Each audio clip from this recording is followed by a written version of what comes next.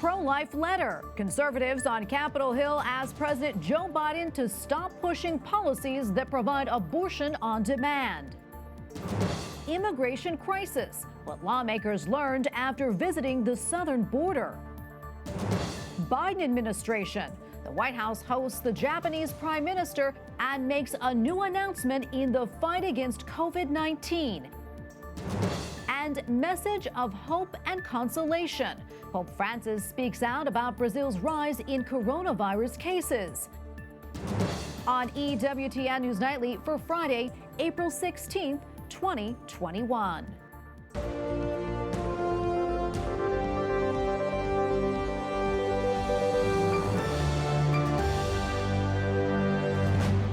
Thank you so much for being with us tonight. I'm Tracy Sable. U.S. Senator Marsha Blackburn and more than 100 lawmakers on Capitol Hill sent a letter to President Joe Biden criticizing how quickly his administration is moving towards pro-abortion policy.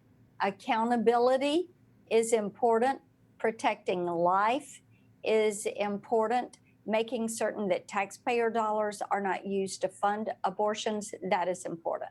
The Republican from Tennessee says that she understands a letter doesn't seem like much, but she tells EWTN News Nightly that it puts the administration on record. Senator Dr. Rand Paul is calling for an investigation into Planned Parenthood, the nation's largest abortion provider, after he says it received more than $80 million illegally from the Paycheck Protection Program, money they have yet to return. Meantime, as people continue to make their way to the southern border, several lawmakers who just returned from the border say the U.S. immigration system remains overwhelmed. Capitol Hill correspondent Eric Rosales reports. Eric. Well, Tracy, I spoke with Congressman Richard Hudson of North Carolina. He was one of the lawmakers who made the trek down to the southern border. He tells me that he was just shocked at the way that these undocumented children are living in, the conditions. He also told me that the amount of drugs, everything from fentanyl to marijuana to cocaine, that are successfully making their way across the border, that it's a national crisis. Several of the Border Patrol agents, including the section chief of this section, said the cartels control the border now. Congressman Richard Hudson tells me Border Patrol agents are overwhelmed and overworked, and drug cartels know it. They'll send these groups of kids across the river. Border Patrol has to spend resources to scoop them up and take them back, and then 2 miles down the river, they send the drugs. And the people continue to come. The latest numbers show 172,000 illegal migrants were apprehended in March alone, the most in a single month in more than 20 years. The government projects that by September, about 22,000 to 26,000 unaccompanied minors will arrive at the border each month. The Biden administration is racing to build emergency facilities where HHS reports the average daily cost per child is approximately $775 per day based on past experience. During the trip, senators showed the waste of billions of dollars of taxpayer money that is still being doled out. The day after inauguration, when Joe Biden took over as President of the United States, this wall stopped. House Speaker Nancy Pelosi says the U.S. is, quote, on a good path and has an obligation to these migrants. I commend my colleagues as well as the president for being solution-oriented there. The fact is that the Trump administration made a mess because they did not share the values of any respect for any of the people there. If we're breaking all records, more fentanyl, terrorists, and more people illegally entering than we've seen in more than 20 years, if that's a good path, what's a bad path look like? The House Speaker says she is encouraged that Vice President Kamala Harris does plan to pay a visit to the Northern Triangle. However, the White House does confirm that that does not include a visit to the southern border. Now, Congressman Congressman Hudson actually tells me that how can she address the problem if she doesn't experience the problem firsthand? At the Capitol, Eric Rosales, EWTN News Nightly. Well, the Biden administration welcomes Japan's prime minister to the White House, both nations emphasizing the importance of their alliance and security commitment. But on the very day of the meeting, the White House finds itself once again addressing another mass shooting. White House correspondent Owen Jensen reports. Owen? Tracy, recent shootings in Atlanta, Boulder, South Carolina, and now Indianapolis, 8 dead. And once again, the White House orders flags to be lowered. Like all of you, we're horrified by the shooting overnight at a FedEx facility. The president has been briefed by his team. Police say the gunman started randomly shooting at people in the parking lot, then went into the building and continued firing. And today at the White House, Press Secretary Jen Psaki called on lawmakers to act. There's more we can do and must do.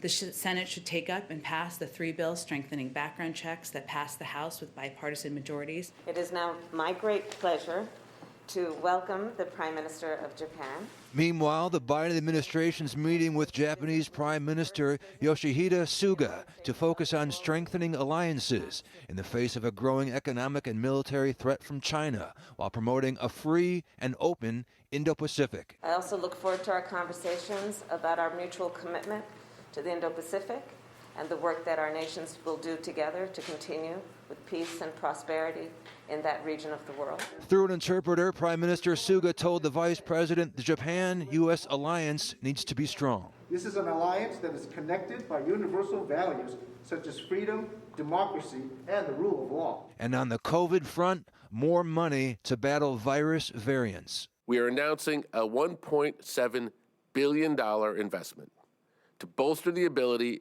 of the CDC and state and local public health departments to monitor, track, and defeat emerging threats. This afternoon, the Japanese Prime Minister expressed his condolences to the victims and families of the Indianapolis shooting. Also, Russia kicking out 10 U.S. diplomats. It's retaliation for the U.S.-imposed sanctions. At the White House, Owen Jensen, EWTN News Nightly. More than a half a dozen pro-democracy protesters in Hong Kong have been sentenced to up to 18 months in prison for their role in what were called unauthorized assemblies in 2019. We will continue to fight for core values, fight for what the Chinese government promised us under one country, two systems. High-profile entrepreneur Jimmy Lai, a Catholic, is among the 9 facing jail time. Lai was sentenced to 12 months in prison. Martin Lee, considered Hong Kong's father of democracy, received a suspended sentence. Last year, Lee said, "Hong Kong may be a tragedy, but I won't give up." And joining us now is Gordon Chang, author of both The Coming Collapse of China and The Great U.S.-China Tech War. Gordon, great to see you. Welcome back. So what do you think comes next for Jimmy Lai and the other protesters? Can they appeal? And what's going to happen to Jimmy Lai's newspaper? Yeah, Jimmy Lai faces 6 other charges, and 2 of them are under the national security law, that draconian legislation that Beijing imposed on June 30 of last year. So he probably will spend the rest of his natural life in jail unless the U.S. can get him paroled, for instance, for medical reasons. But really, right now, the issue is going to be the Apple Daily, because one of Beijing's newspapers in Hong Kong has actually talked about Apple Daily being banned permanently. Now, Apple Daily is the main pro-democracy newspaper in the territory, and if that happens, then all the media in the territory will be, as they say, will be red. And Gordon, what's the status of the pro-democracy movement overall right now in Hong Kong? Well, it's very quiet, and the reason is people are intimidated by the ferocity of China's actions. We have seen this before in the past, though, Tracy, and what happens is the Hong Kong people will be quiet for years, and then there'll be mass protests again. And that's probably what we're going to see this time, because resentment is building up among the populace. And Gordon, as you know, an intelligence report was released earlier this week here in the U.S. detailing global threats. And at the top of that list was China, something that you've been talking about for a long time, I know. That said, did that report surprise you at all? And also, what type of action do you think the Biden administration should take? What can we do? Well, yeah, the thing about that report, Tracy, it's not only put China at the top, it put Russia, Iran, and North Korea just behind. And the reasons why Russia, Iran, and North Korea are threats is because China actually bolsters them, making them much stronger than they otherwise would be. So we're facing, for instance, Russian forces massing in Ukraine, China massing against Ytsync-en Reef in the South China Sea against the Philippines, China's threats to annex Taiwan. We could see conflict at both ends of the Eurasian landmass because one conflict can trigger all the rest of them. And that means they are all threats. And I think that essentially Beijing is the center of this. Yeah, and you brought up Russia. I'm going to talk about that now. The Biden administration slapped, that is, sanctions on Russia for cyber attacks and alleged interference in the U.S. elections. What about China, though? Is there any indication that China did the same thing? And do you think sanctions are possibly on the table there? Yes, that's a really important point you make, Tracy, because China is the cyber attacker against the U.S., and China and Russia sometimes coordinate. China did interfere in our elections last year, but more important, they were inciting violence on American streets both last year and this year. And yes, they should be sanctioned even more severely than Russia, but there really is no sign of that. The Biden administration is still conducting its China review, and so they've been pretty quiet on China things, with a few exceptions. But nonetheless, they have yet to come up with an integrated policy. And Gordon, before I let you go, you recently tweeted about Cornell University, and particular that is the faculty there rejecting a proposal to partner with Peking University. Can you quickly talk more about that and the significance? Yeah, many major American universities have these campuses in China. This is not a good thing because what China does is it uses those campuses there to leverage in the United States. And we have seen college administrators follow Beijing's line on policies in the United States because of their relationship with China. So it's good that the faculty and the students at Cornell have made their voice clear on this. All right, Gordon, thank you so much. We have to leave it right there. We always appreciate your time. Gordon Chang, author of both The Coming Collapse of China and The Great U.S.-China Tech War. Thanks again. Thanks, Tracy. Well, Thailand is confronting a coronavirus outbreak. ไม่มีการเคอร์ฟิวยังไม่ล็อกดาวน์ Thailand's prime minister says the government would not impose a blanket curfew, but there are new social distancing restrictions, including dining and shopping. Cuba's leadership is in transition as its governing Communist Party Congress convenes. 89-year-old Raul Castro is expected to step down as party secretary general. The current president, Miguel Diaz-Canel, has been groomed to assume power at a moment of severe economic contraction. Pope Francis sends a message of hope to Brazil while coronavirus deaths continue to rise in the country.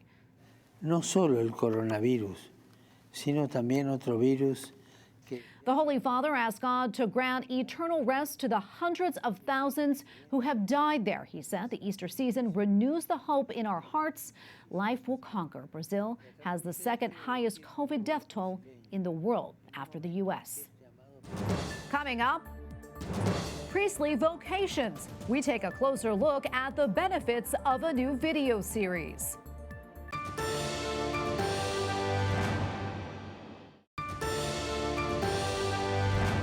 A new video series from the Archdiocese of Boston is bringing vocational guidance to a COVID-19 online world. God has a plan for your life, and it will satisfy. No, it will even surpass these dreams that He's given you. The series is called Scivias. It began this week and was created, written, and narrated by Father Michael Zimmerman. The series is 27 short episodes. Joining us now is Father Michael Zimmerman, Assistant Director of the Office of Vocations for the Archdiocese of Boston. Father, welcome. Thank you so much for joining us. I'm curious, why did you call the series the Shiva series? What does that mean? Thanks, Tracy. Great question. So Scivias actually comes from a work titled by St. Hildegard von Bingen. You might know she's one of the doctors of the church. But this work, it literally means Scivias Domini, know the ways of the Lord. And so part of the name, we chose it because it's about coming to know God's plan and His path and that I'm called to follow in my life. But St. Hildegard is also an inspiration because besides for her teachings, she does it in a way that's beautiful. Her mystical visions inspire great artwork, and her music, she composed great chant that we actually use in the series. And we want to make these videos really beautiful and inspiring for people as well. That's wonderful. I also heard that you wrote the script in only 2 weeks. That's actually incredible. Is that true? And what were your inspirations? It is true. You know, during the lockdown, during the pandemic, I had the time and the opportunity to put pen to paper. a lot of the inspiration comes from my own experience of discernment and advice that was helpful to me, and a number of just stories in my life. So kind of writing about myself and my relationship with God and my discernment. So that made it pretty easy to kind of put it down. The filming, that took a little longer though. Yeah, and obviously this is geared towards those discerning a vocation to the priesthood. But with that in mind, can lay people watch your series as well? And what do you hope they gain from it? Yeah, absolutely. So this is a series that's most specifically designed for men who are discerning diocesan priesthood, most specifically in Boston, but it will benefit pretty much everyone, I would say, that's desiring to grow in their relationship with God and to do his will, because we're all called to be great saints, and that's what I hope that this inspires for everyone. And so the series is 27 episodes, only about 5 minutes in length apiece, so very accessible. But the first part focuses on how we grow in freedom and responding to God's call. The second part is about how we can make a gift of our lives to God. So those two parts are helpful for everyone. And then the third looks at the diocesan priesthood in particular as a gift of one's life to God and the church. That sounds incredible. I want to go back to, you had mentioned sort of, your vocation journey. Would you mind sharing a little bit of that with us? Yeah, absolutely. Really instrumental for me was when I was in college. I got to know a religious group of brothers that ran the campus ministry at Boston University, and seeing the witness of their lives, their community, their prayer, the work that they did, I began to see that this is a good life, and I could see myself living it.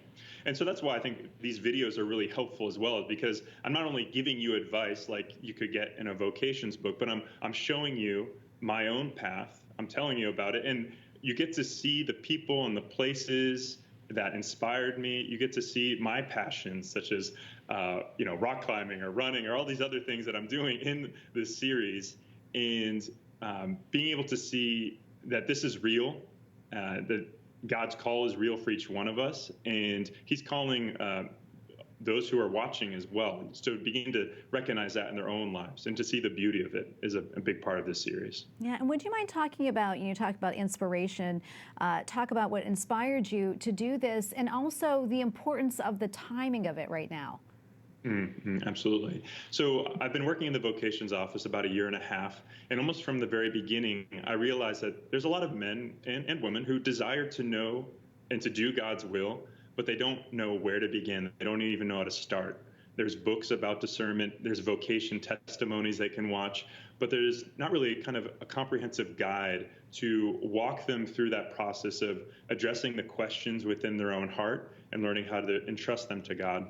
So I wanted to develop some resources to help people on that path, on that journey, that similar to the kind of help that I had received in discerning my vocation. But the timing was really amazing in that in the midst of a pandemic, when many people are questioning their purpose in life and what they're supposed to do, and really trying to make sense of everything that's going on, being able to offer this resource as a way to learn to recognize God's plan for them. We don't have a whole lot of time left, but I'm wondering, do you have any messages maybe to our viewers right now before we wrap up the interview? I would just simply say, desire holiness. It's a beautiful thing, and I hope this series helps show you that. And you can check us out on vocationsboston.org to join our email list for early access to the videos and for a really helpful guidebook that help one go deeper in prayer and reflection on these questions. Otherwise, our YouTube channel and Facebook page, Vocations Boston, will be updating the videos week by week. Wonderful. We'll definitely be checking those out. Father, thank you so much for your time and for what you do. Father Michael Zimmerman, Assistant Director of the Office of Vocations for the Archdiocese of Boston. Thank you so much. Thank you, Tracy. God bless. Up next, personal milestone. Pope Emeritus Benedict XVI celebrates his birthday.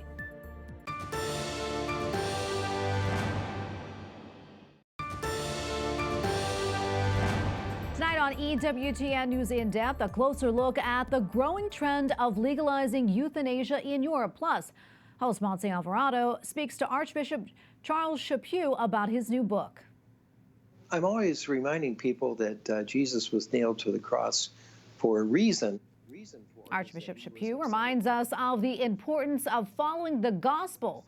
That's tonight on EWTN News in Depth at 8 p.m. Eastern.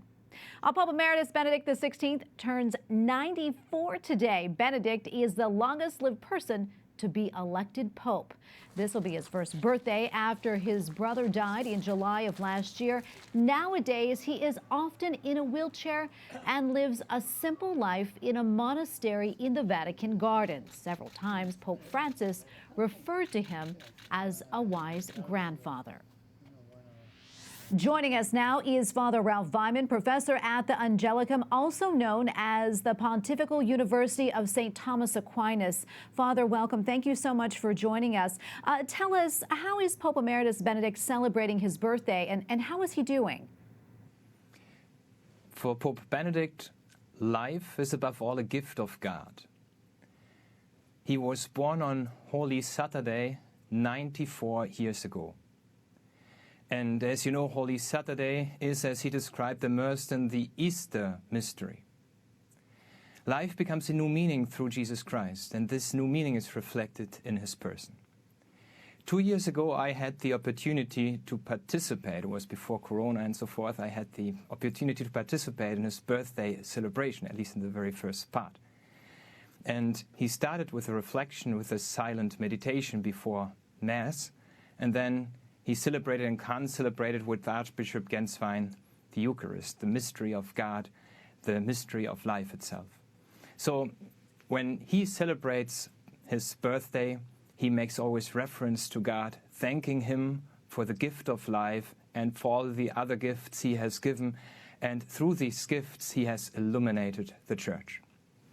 And I know he also started a school of theology. What can you tell us about that? There are like several currents of thought right now, and some people are studying the theology of Joseph Ratzinger, Benedict XVI. And these people are interested in making accessible the theology of this great German Pope to the whole world. So I'm a part of this group. We try to organize congresses, conferences, and so many other things to promote his thought. And to understand his thought, you have to know that he promoted a faith-based theology. So what's that? So at the center of his theology is God. And everything, all the reflections, are supposed to direct towards him. Because whoever finds God finds everything, finds eternal life. And this was always at the center of his theology. So whoever studies his theology will probably not lose his faith, but will increase in his faith and will find Jesus Christ. That's wonderful. Another thing I want to talk about is we know the church in Germany has gone through a lot of criticism lately. Is Pope Emeritus Benedict, is he following the situation closely, and what does he think about it? Pope Benedict is aware of the situation in Germany. Monsignor Genswein, his private secretary, just affirmed this a few days ago. So he knows what is going on, and he is, in a certain sense at least, a little bit concerned, even more than a little bit, because of the confusion and sometimes even the rebellion. This is for him a real threat because he always supported the faith of the simple people. So what does this mean? The simple people are the ones who simply want to believe in Jesus Christ. They're not really interested in all the different theories and debates about structures, debates, and so forth. They're not really interested in all these things, but they just want to follow Jesus Christ because they love him and they want to follow him. And the faith of these people is also within this confusion threatened, and they're confused. So for that reason, he is aware of the situation. He's praying for the church in Germany. And I think if people would have goodwill following God's, together with God's grace, and then following the teaching of Pope Benedict, these problems in Germany could be easily solved. Father, thank you so much for your time today and for speaking with us. Father Ralph Weimann, professor at the Angelicum Pontifical University of St. Thomas Aquinas. Thank you so much. And we thank you for watching tonight. For the entire EWTN News Nightly team, I'm Tracy Sable. Good night and God bless.